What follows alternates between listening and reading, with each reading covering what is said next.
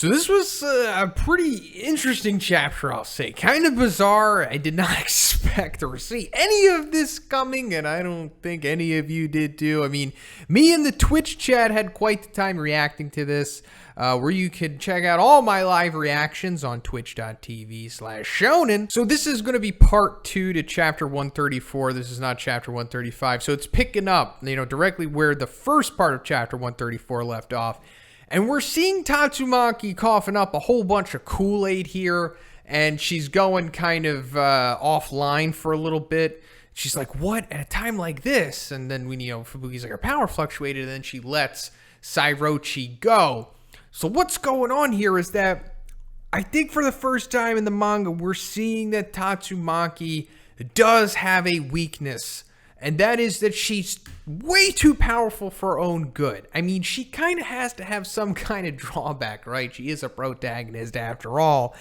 And it seems like her hardware can't keep up with her software. If she uses too much of her power, her body just can't take it. Like this above dragon level, the Esper ability, whatever you want to call it, it's just too much for her tiny little body to take. And she's, starting to break down, especially considering all of the damage that she's taken so far, through this fight with Sairochi at this point. So there is some drawback to Tatsumaki, in case you guys are wondering. She's just not completely overpowered at this point. But let's get to the really bizarre thing that happens here. And as once Sairochi breaks free of Tatsumaki, straight up turns into a fighter jet. I don't know how to feel about this, honestly. It's just so out of left field. So bizarre, but not bad or anything like that. Just so weird. But anyway, this is all in a diversion to get away from Tatsumaki, to get a power up again. Because, Psychos is like, I'll absorb the flesh and blood of the humans in the city, trying to go outside of the vicinity that they're in. But she also does a little diversionary tactic, shooting off multiple little rock diversionary clone things in, opposite directions, which we saw Tatsumaki do a couple chapters back. So we get to see another massive feat from Tatsumaki here. She's making one of her giant protective sphere bubble things, barriers. We actually saw her do something, kind of like this back in chapter 94 when she was going against Jagan. But that was only like a city block, maybe. This is like taking up most of the city, or a large portion of the city. So this is to ensure that Psychos cannot leave despite her using her diversionary tactic. Then we're getting some exposition on how the barriers work from Tatsumaki. So this is important for 2 reasons. First of all, we're getting 3 reasons, I should say. We're getting an understanding of how the barriers work. The polarity of it. If you're inside of it, then you can leave, going out of the direction of it.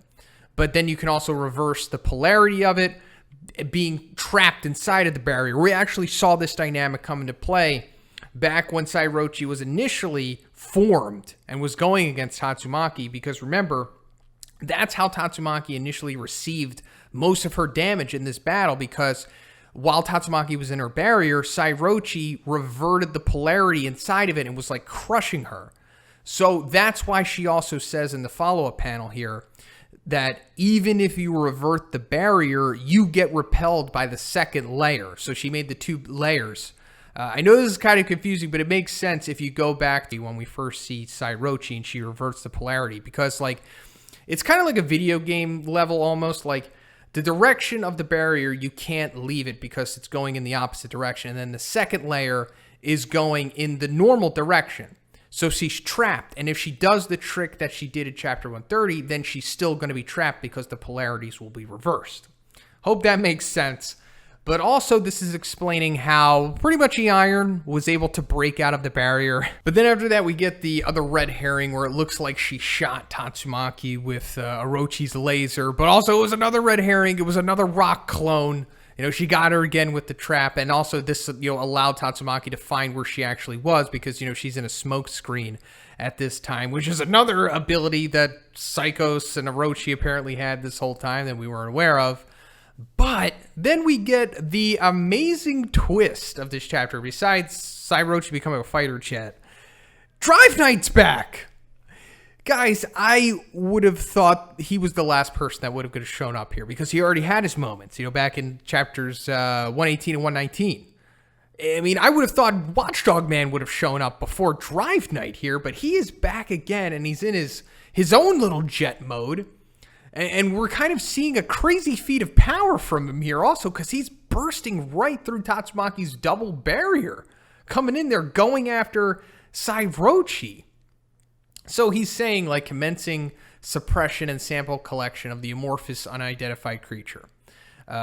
Before I go into that, we also see Neon in the cage, just letting us know he still has Neon, guys. Like, Neon being a test subject for Drive Knight is going to be important because that's going to come back in the later arcs of the series for sure. No spoilers because it hasn't happened in the webcomic. But anyway, Drive Knight going after Sairochi. Why is he doing it? Because we can assume that Drive Knight obviously saw that insane feat of power a couple chapters back. The whole continent busting, lifting laser thing. He definitely saw that, just like pretty much everyone else. So as he was going back to the organization land with Neon, he was like, oh, I got to go back and check that out. That seems like something I'd be interested in. I love feats of power, and I love collecting data.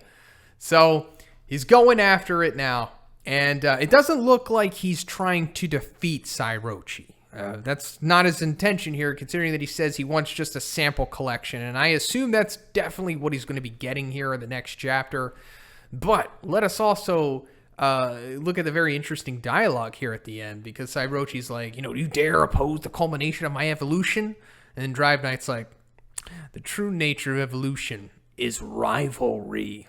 And then we see one of his little lasers charging, if you look off to the side there. But anyway, that little dialogue from Drive Knight there is pretty much further cementing that he is, in fact, a part of the organization and the Mad Cyborg. Now, I know a lot of you are going to be like, Shonen, you're wrong. That's not true. I'll make a video about it Monday, probably exposing Drive Knight even further than I already have in multiple videos. But anyway, Drive Knight is trying to get just a sample from Sairochi here. Like I said, he's probably going to get it to further build up his data collection. And also, like, now he's going into organic stuff also, like what we just saw with Neon.